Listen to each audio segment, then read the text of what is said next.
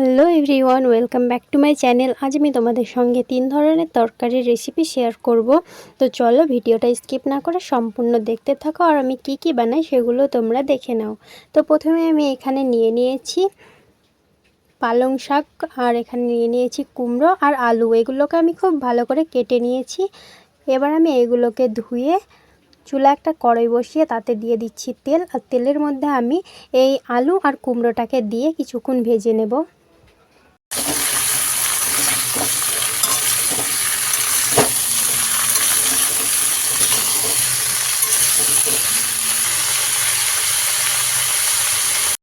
তো আলু আর কুমড়োটাকে খুব ভালো করে ভেজে নেওয়ার পর এবার আমি এতে দিয়ে দিচ্ছি পরিমাণ মতো জল।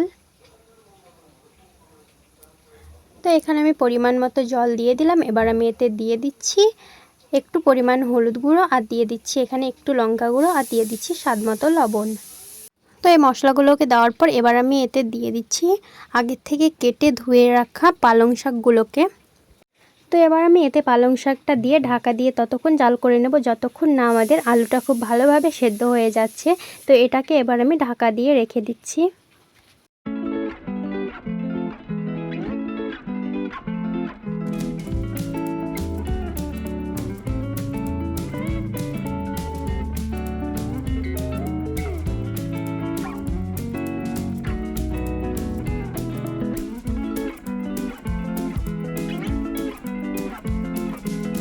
তো এই সবগুলোকে আমি ঢাকা দিয়ে খুব ভালো করে সেদ্ধ করে নিয়েছি, আর আমার কিন্তু আলুটাও খুব ভালোভাবে সেদ্ধ হয়ে গেছে। এবার আমি এটাকে একটা পাত্রের মধ্যে তুলে নিচ্ছি, কারণ আমি এটাতে এবার ফোড়ন দিয়ে নেব।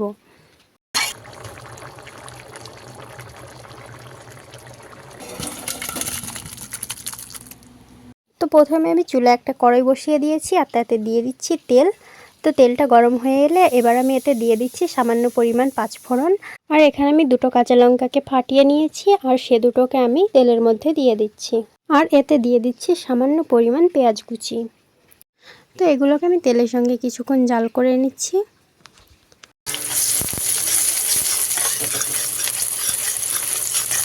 এগুলো কিছুক্ষণ জাল করে নেওয়ার পরে এবার আমি দিয়ে দিচ্ছি এতে আলু, কুমড়ো ও শাকের সবজিটাকে।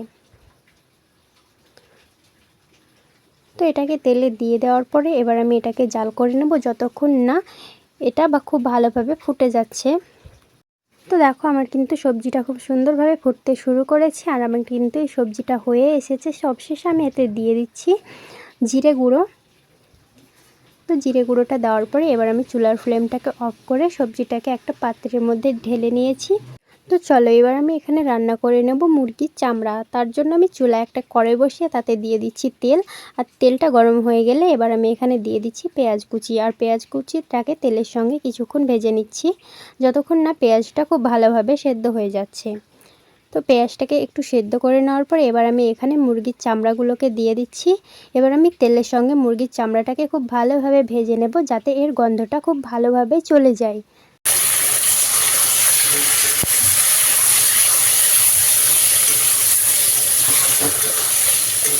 তো এবার আমি এতে দিয়ে দিচ্ছি দুটো কাঁচা লঙ্কাকে আমি খুব ভালো করে ফাটিয়ে নিয়েছি, সেই দুটো দিয়ে দিচ্ছি। আর আমি এখানে দিয়ে দেব একটা ছোট টমেটো কুচি। তো কাঁচা লঙ্কা আর টমেটোটা দেওয়ার পরে এবার আমি এতে মশলাগুলো দিয়ে দেব। তো প্রথমে আমি দিয়ে দিচ্ছি আদা রসুন বাটা।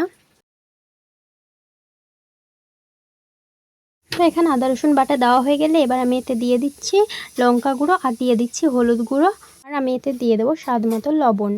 তো এই সব মশলাগুলো দিয়ে এবার এটাকে খুব ভালো করে কষিয়ে নিতে হবে।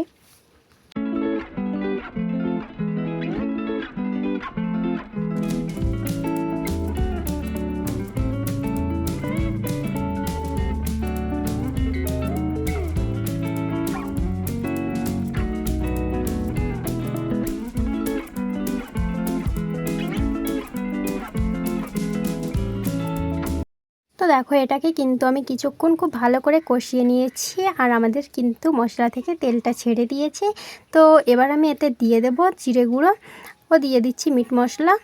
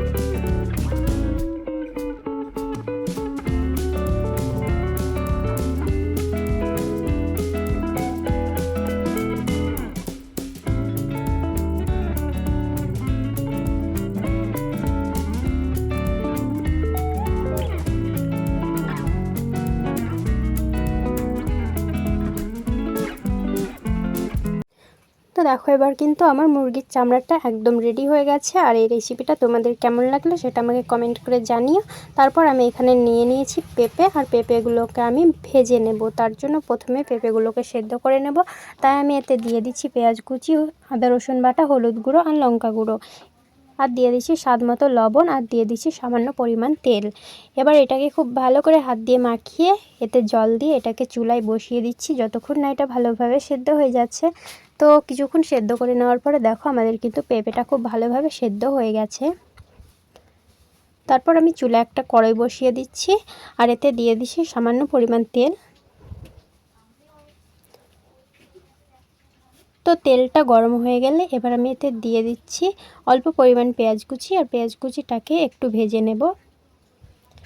তারপর আমি এখানে দিয়ে দেবো আগে থেকে সেদ্ধ করে রাখা পেঁপেগুলোকে, আর পেঁপেগুলোকে তেলের সঙ্গে ভালো করে ভেজে নেব।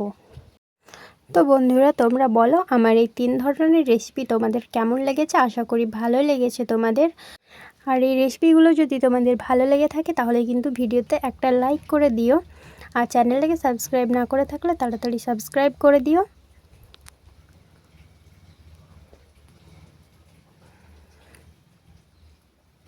তো এবার আমি পেঁপের মধ্যে দিয়ে দিচ্ছি জিরে গুঁড়ো, আর জিরে গুঁড়ো দিয়ে এটাকে কিন্তু লো ফ্লেমে খুব ভালো করে ভেজে নিচ্ছি। তো দেখো আমাদের কিন্তু পেঁপেটা রেডি হয়ে গেছে। তো আজকের মতো এতটুকুই, বাই।